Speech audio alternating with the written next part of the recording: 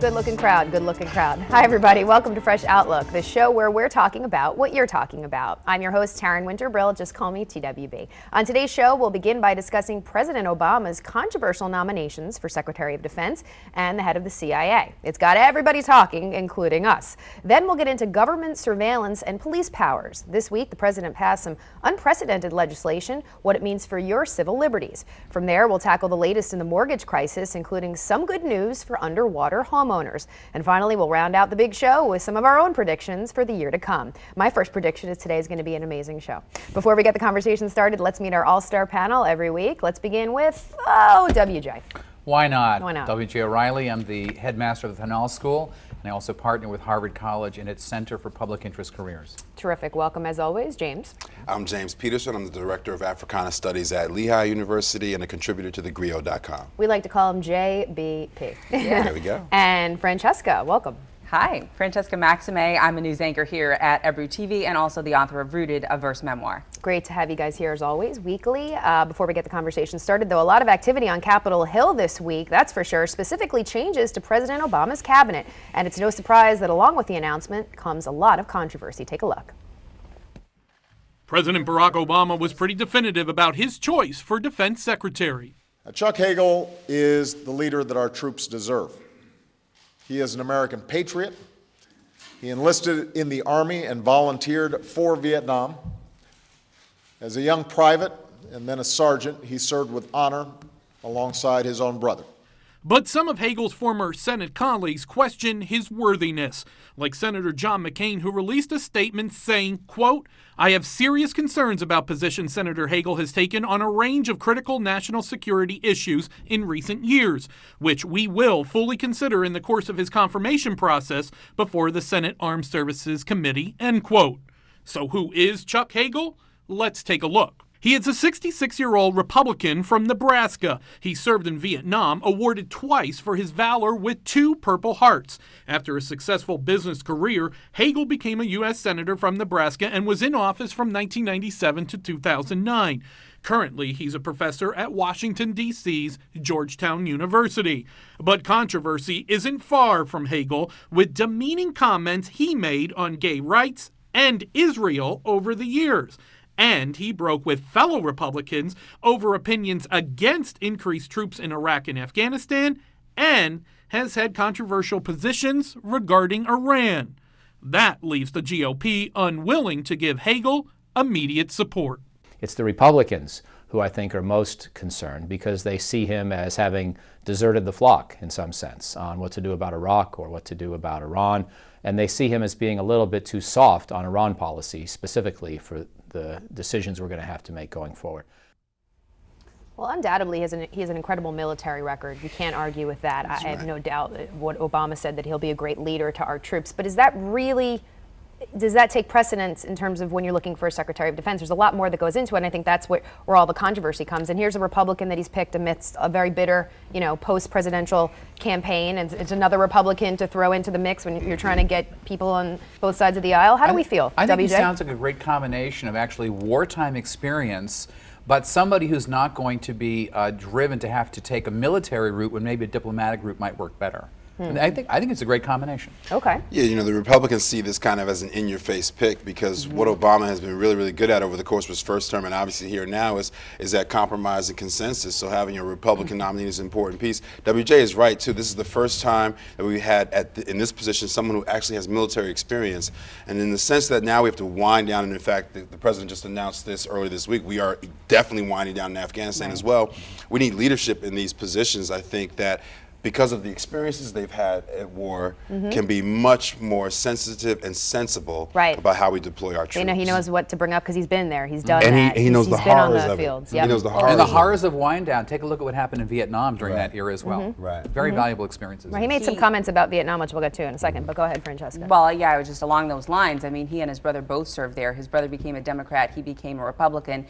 He also has business experience, having worked, as a cell phone company sort of entrepreneur entrepreneur back in the day at the beginning of the business, as well as doing a voting machine type of business. So he has sort of business expertise in terms of running something and sort of that kind of management experience. But he also definitely has the boots on the ground in Vietnam experience, which I think many people can relate to and respect unequivocally, as well. I think that they should. Okay, well, I just want to go over some of the controversy. Lindsey Graham was very outspoken, senator from South Carolina. He was quoted as saying he'll be the most antagonistic defense secretary towards Israel in our nation's history. A lot of controversy about his position on Israel. He said that in the past, this is Chuck Hagel, Israel should directly negotiate with Hamas, a group that's launched rockets into Israel. He was one of 12 senators who refused to sign a letter designated Hezbollah a terrorist organization. He's also said regarding Israel, he was saying that the Jewish lobby in the United States intimidates lawmakers on Capitol Hill. He has been quoted as saying, I am not an Israeli senator,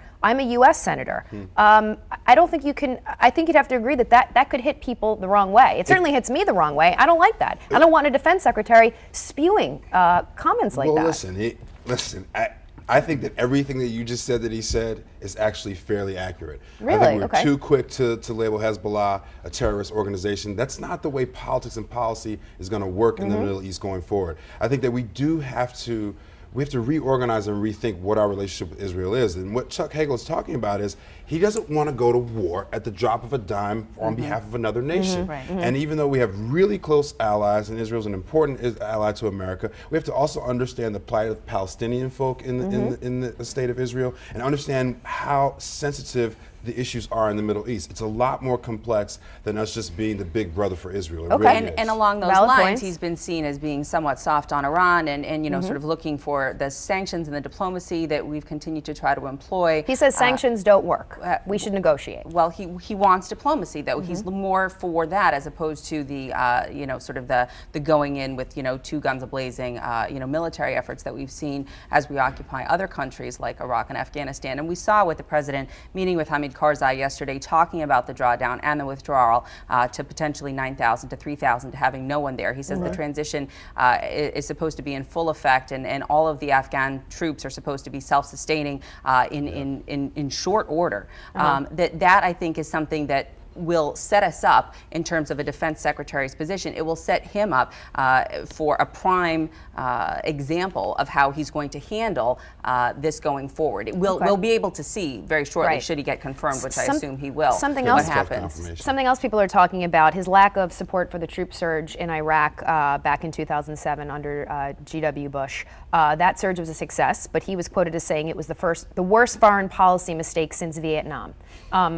Definitely gasp-inducing this week. I think, we had people that were in Iraq on the front lines just basically when they heard those comments, basically saying it makes our blood boil being troops. How could you nominate a guy like this who because that was a successful surge and he was so adamant that it wasn't. I'm so just what gonna kind say, of a record is I that? think politicians, people in public office, they speak in hyperbole from time to time. And I don't think everybody, for political purposes, for all kinds of reasons, and I don't think we should all be held responsible for the hyperbole that we spew. No, I don't. Because I think that people should be given the opportunity to actually state what they stand for in the moment, and given the charges that he has right now. In the Vietnam War, seeing literally, having if he didn't relate that comment directly to his own service and his own experience, and having witnessed and served alongside his brother, then I would say that it was completely the wrong comment to make. But coming from him, I think it should put people on notice. Okay, yeah, I think there's two things at play here too. So on the one hand, it's his experience. You're right. He doesn't want anyone to go to war. He knows what that means, so he doesn't want to send more troops into war. But also, even though the surge in Iraq worked,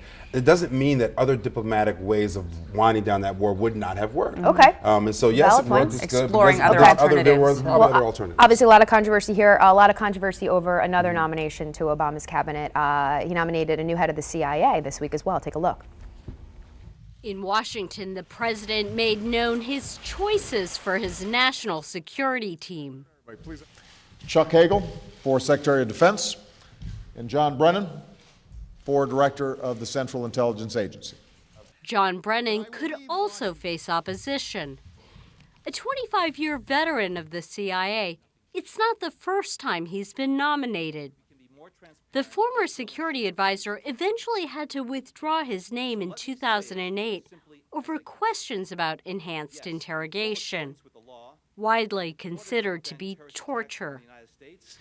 If confirmed as director, I will make it my mission to ensure that the CIA has the tools it needs to keep our nation safe and that its work always reflects the liberties, the freedoms, and the values that we hold so dear.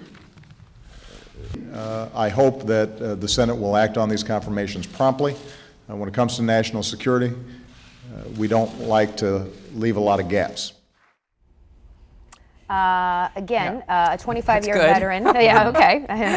Tell us something we don't know. A 25-year veteran of the CIA.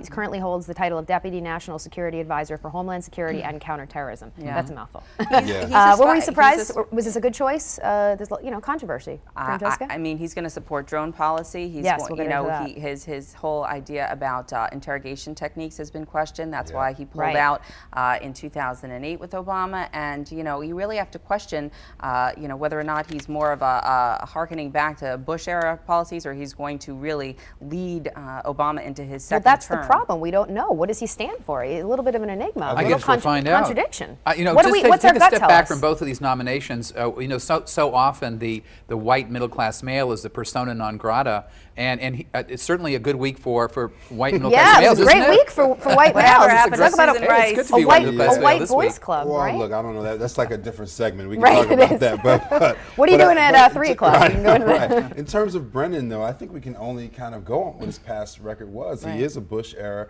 kind of a counterterrorism kind of person, and I think what's interesting is that even though I'm always a little bit skeptical of the CIA, they just kind of scare me. They're too Do you watch nebulous. Homeland? Yeah, you're right. They're just a little crazy.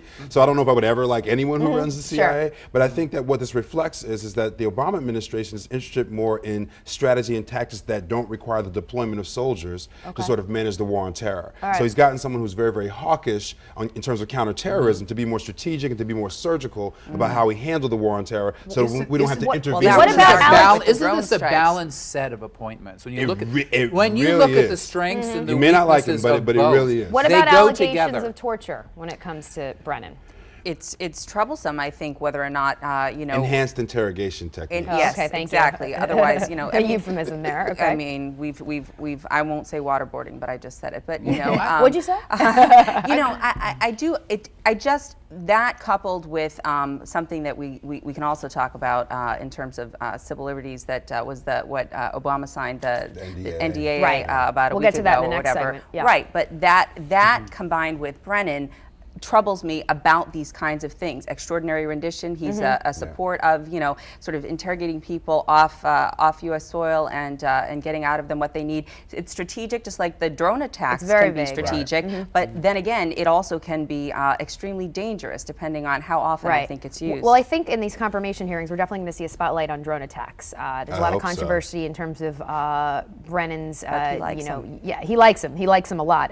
But what I found interesting, he was quoted. He made an extraordinary claim about attacks in Pakistan with drones. He said that there hasn't been a single collateral death because of exceptional proficiency when it comes to these drone attacks. And he said if there are terrorists within an area where there are women and children or others, we do not take such action that might put those innocent men, women, and children in danger. I'm paraphrasing. What do you expect him to say on the record? But why? But it was proven after basically a true. detailed examination. It's just not true not that true they at all. at least 10 individual attacks, 45 or more Yeah. civilians were killed. And So maybe how more, can you yeah. go on the record knowing that it's just completely false, and then you get nominated for this position where, I mean, Again, these CIA guys very are not upsetting. paid to tell the truth, Taryn. Right. They're just Exactly. not, That's not their business. It's not their business Please. at all. And I think we just Well, have maybe to. they should be. We should understand the kind of what the stakes are when you have someone like Brennan, who's very hawkish, who has all the positions that Francesca's just outlined. And again, what WJ is saying is on point here too. There's a balance in these picks, especially when you throw John Kerry into do you that want mix. the head of this of your CIA to lie then? Do you feel that it? But Well, that's what they besides should the I do. point. expect The head of the CIA is going to lie. The head of the It's CIA is going to lie. expected to, and I think it's presumptuous they and do. To lie to naive. us? It's presumptuous Sometimes, and naive yes. for us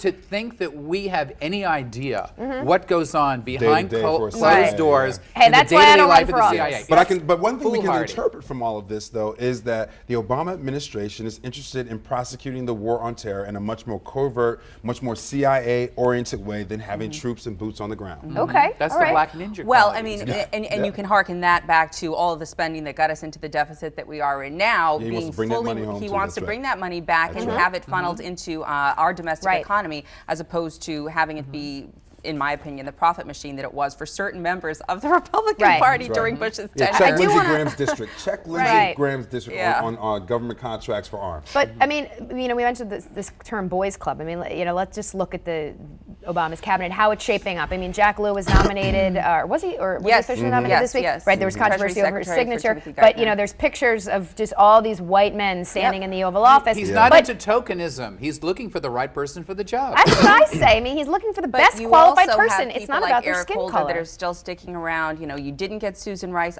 Who's more than qualified for that position? I mean, he could have gotten a more diverse group of folks. There's plenty of talented folk of color and plenty of women of talent who could have been in these positions, but you got to understand what's happening here. So he's trying to change up his sort of tactics for engaging the right, especially the Congress. Right. And I'm sorry, but one of the impediments to him engaging them is the fact that he's a black man. And so having these white male figures in key positions is actually going to make his negotiating processes a lot more fluid, especially with the Congress. And that's in order to get anything done, he's got to go. Is it insulting to Black America?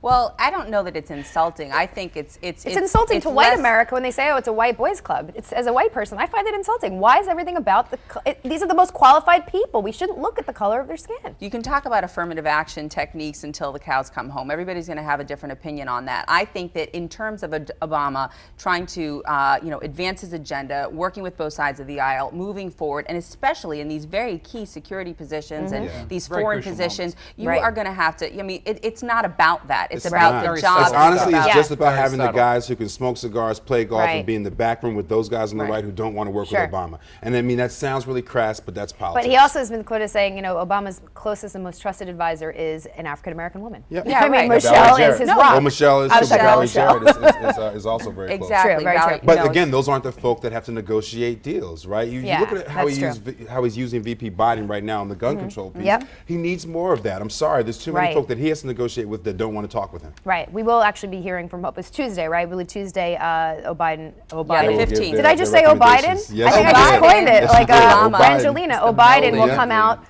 with updates on that. But real quick, in the last few seconds, do we think Hagel and Brennan will ultimately Brennan will for sure. Okay. Yeah, Brennan easily. I think Hagel, it's going to be a bit of a tough fight. Republicans hate when the Republicans turn on each other. Right, they hate when one of their own turns on them. Exactly. I predict they'll both be appointed. Okay. Well, what's the timeline here? You think how long will it all take? These will be pretty quick. It'll be over the next couple of weeks. There can't be any gaps in these positions. Yeah, exactly. All right, I think guys. people stepping down at the end of the month. So. Good outlooks, fresh outlooks, extremely fresh outlooks, as always. We have to take a break. Straight ahead on Fresh Outlook, it's been an important week for civil liberties in the Obama administration, and it'll really make you scratch your head. We'll tell you why. That's next.